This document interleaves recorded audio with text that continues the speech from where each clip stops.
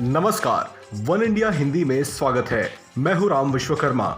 पाकिस्तान में पिछले कई हफ्तों से जिस दिन का इंतजार विपक्ष बड़ी बेताबी से कर रहा था, वो दिन आया जरूर, लेकिन उनके हाथ मायूसी ही लगी, क्योंकि पाकिस्तान की नेशनल असेंबली में लाए गए अविश्वास प्रस्ताव पर मतदान हो ही नहीं पाया। ऐसे में पाकिस्तान की नेशनल असेंबली के डिप्टी स्पीकर कासिम खान सूरी ने संविधान के आर्टिकल 5 का हवाला दिया और इमरान सरकार के खिलाफ लाए गए अविश्वास प्रस्ताव को बिना वोटिंग के ही खारिज कर दिया। इसके साथ ही संसद को भी 25 अप्रैल तक के लिए स्थगित कर दिया गया है।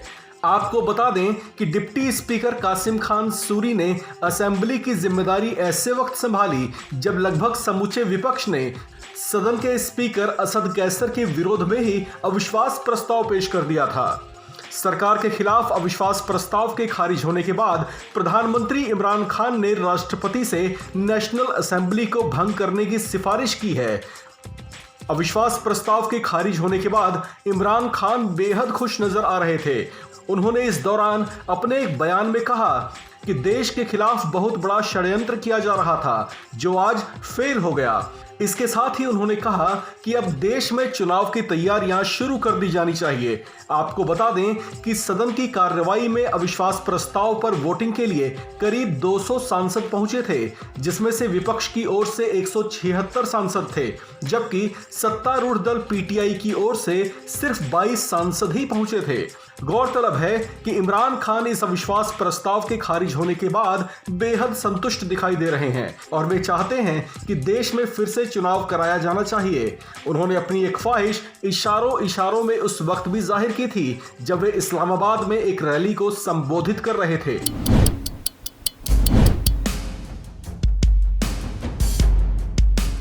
पाकिस्तान की संसद में बड़ा ड्रामा, इमरान खान के खिलाफ पेश अविश्वास प्रस्ताव खारिज।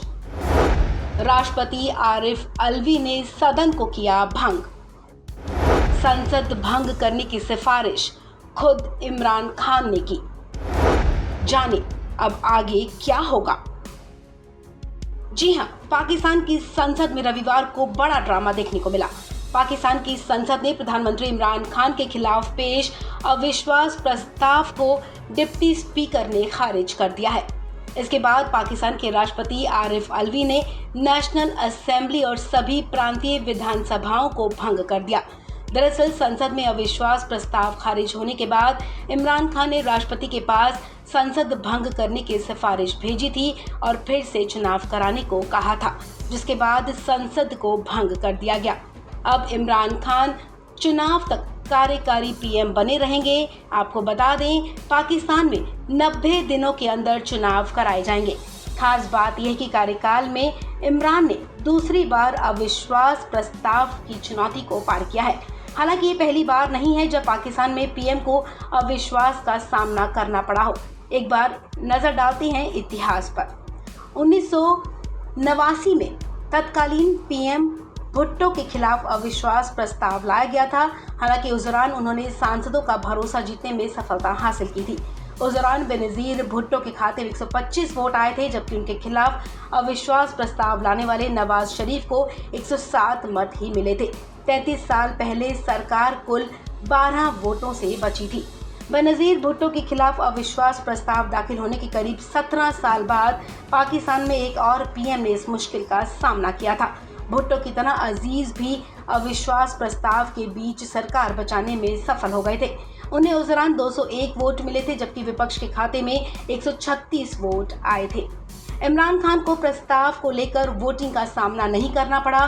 डिप्टी स्पीकर कासिम खान सूरी अनुच्छेद 5 के विपरीत बताते हुए प्रस्ताव को खारिज कर दिया। हालांकि अब भी विपक्ष के पास कुछ विकल्प खुले हैं, लेकिन मौजूदा स्थिति में इमरान खान ने अपनी सरकार बचा ली है। खास बात ये कि पाकिस्तान में अभी तक कोई भी पीएम अपना कार्यकाल पूरा नहीं कर सका है। वहीं अगर वोटिंग होती है और इमरान खान मत गवा देते हैं तो वो अविश्वास प्रस्ताव के जरिए सरकार गंवाने वाले पहले पीएम होते। अब एक तरफ जहां विपक्ष 175 सांसदों का समर्थन होने का दावा कर रहे थे, वहीं इमरान खान लगातार ये संकेत दे रहे थे कि उनके पास सरकार बचाने के एक से ज्यादा रास्ते हैं। इसके साथ ही उन्होंने कहा कि वो अंत तक इसका सामना करेंगे। नमस्कार, वन इंडिया हिंदी में स्वागत है। मैं हूं राम विश्वकर्मा। कश्मीर से जबरन भगा दिए गए उन कश्मीरी पंडितों के जख्म आज भी हरे हैं। 3 दशक से ज्यादा गुजर चुके हैं, लेकिन वे वापस उन वादियों में लौट नहीं पाए जहां उनका बचपन गुजरा, जहां उनका आशियाना था। कश्मीर से भगाए जाने के बाद एक पूरी पीढ़ी जवान हो गई है और उसके बाद की पीढ़ी गोद में है, जो शायद कश्मीर से जुड़े अपने बड़े बूढ़ों का दर्द उस तरह से महसूस भी नहीं कर पाते होंगे। रविवार को राष्ट्रीय स्वयंसेवक संघ के प्रमुख मोहन भागवत ने कश्मीरी पंडितों को संबोधित किया। वे नवरेह महोत्सव के मौके पर वीडियो कॉन्फ्रेंसिंग के जरिए कश्मीरी समाज के लोगों से जुड़े हुए थे। इस दौरान उन्होंने कश्मीरी हिंदुओं से कहा कि वे उनके दर्द को महसूस कर सकते हैं। अपनी मिट्टी से बिछड़ने की पीड़ा क्या होती है, वे कश्मीरी हिंदुओं से बेहतर कोई नहीं समझ सकता। अपना घर बार छोड़कर वे वहां से भागने को मजबूर हो गए थे और उसके बाद उन्हें वापस वहां बसाने के जिस तरह के प्रयास इन दशकों में पहले होने चाहिए थे, वे होते दिखाई नहीं दिए।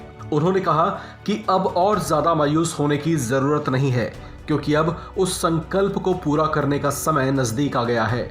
अपने संबोधन के दौरान उन्होंने हाल में रिलीज हुई फिल्म द कश्मीर फाइल्स का भी जिक्र किया।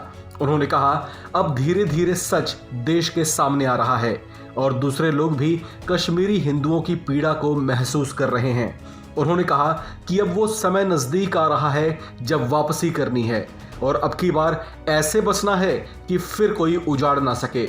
उन्होंने कहा, इसके लिए पूरे संयम से काम लेना है और अपनी कोशिशें जारी रखनी हैं। उन्होंने जम्मू कश्मीर को भारत का अभिन्न अंग बताते हुए यहां फिर से राष्ट्र भक्तों को बसाने की बात कही। कश्मीरी पंडितों को प्रोत्साहित करते हुए उन्होंने कहा कि संकट आते रहते हैं और कभी कभी ऐसा भी होता है जब ये संकट लंबे समय तक रहते हैं, लेकिन उसका डटकर सामना करना है और हिम्मत बनाए रखनी है। देश में कट्टरवाद की निंदा करते हुए उन्होंने कहा कि सबको समाज में एक साथ मिलजुल कर रहना है। महंगाई की मार, जनता में हाहाकार, विपक्ष कर रहा लगातार वार, क्या नाकाम है मोदी सरकार? महंगाई इस वक्त आसमान छू रही है। हर चीज महंगी हो चुकी है। खाने के सामान से लेकर पेट्रोल डीजल तक सभी के रेट बढ़ाए जा चुके हैं। दूध, फल, फ्रूट, सब्जियां सभी महंगी आ रही हैं। पिछले 13 दिनों में पेट्रोल और डीजल करीब 8 रुपए लीटर तक महंगा हो चुका है, तो वहीं कमर्शियल गैस सिलेंडर के दाम 250 रुपए तक बढ़ा दिए गए हैं। ऐसे में आम जनता को एक के बाद एक महंगाई का झटका लग रहा है।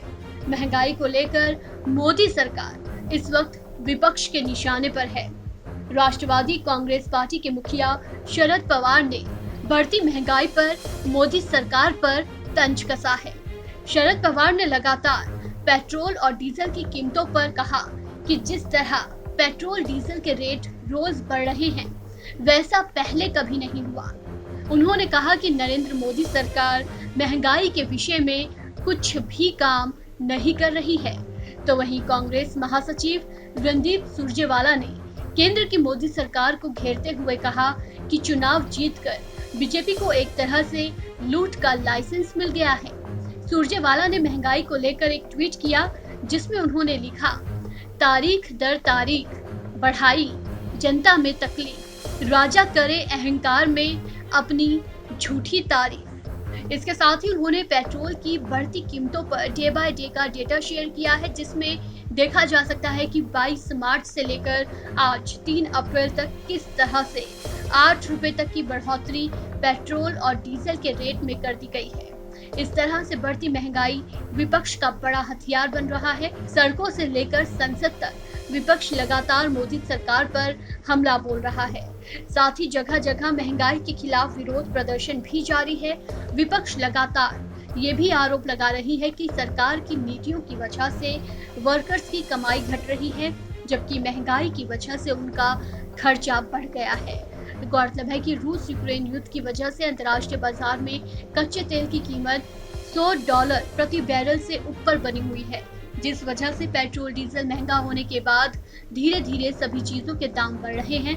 तो ऐसे में बढ़ती महंगाई के इस दौर में राहत की फिलहाल कोई उम्मीद दिखाई नहीं दे रही है। पूरी दुनिया आज भी कोरोना महामारी से जूझ रहा है। इस बीच कोविड वैक्सीनेशन को तेज किया जा रहा है। हालांकि भारत में अभी कोविड केसों में कमी देखने को मिल रही है, लेकिन इस बीच विश्व स्वास्थ्य संगठन यानी WHO ने भारत बायोटेक की कोवैक्सीन की सप्लाई पर रोक लगा दी है। विश्व स्वास्थ्य संगठन ने शनिवार को कहा कि भारत बायोटेक की ओर से बनाया गया कोविड-19 वैक्सीन कोवैक्सीन की संयुक्त राष्ट्र एजेंसियों के जरिए सप्लाई पर रोक लगा दिया है। साथ ही मैन्युफैक्चरर को सुविधाओं को अपग्रेड करने और निरीक्षण में पाई गई खामियों को दूर करने का सुझाव दिया है। एक बयान के मुताबिक WHO ने कोवैक्सीन पाने वाले देशों से उचित कार्रवाई करने के लिए कहा है। हालांकि यह साफ नहीं किया है कि यह उचित कार्रवाई क्या होगी। WHO ने उन देशों को अपने टीकाकरण अभियान को जारी रखने के लिए मंजूरी वाले दूसरे टीकों की एक लिस्ट दी है। WHO के मुताबिक गुड मैन्युफैक्चरिंग प्रैक्टिस यानी अच्छी उत्पादन कार्यप्रणाली में कमी के कारण ये फैसला लिया गया है। WHO ने कहा कि कोवैक्सीन प्रभावी है और इसकी सेफ्टी को लेकर चिंता नहीं है, लेकिन एक्सपोर्ट के लिए प्रोडक्शन के निलंबन के कारण कोवैक्सीन की सप्लाई में रुकावट आएगी।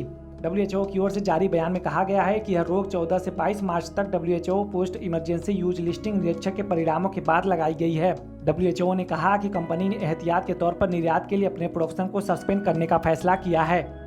WHO की तरफ से जारी बयान में कहा गया है कि कंपनी GMP की कमियों को दूर करने के लिए प्रतिबद्ध है और drugs controller general of India DCGI और WHO को प्रस्तुत करने के लिए एक सुधारात्मक और निवारक कार्य योजना विकसित कर रही है।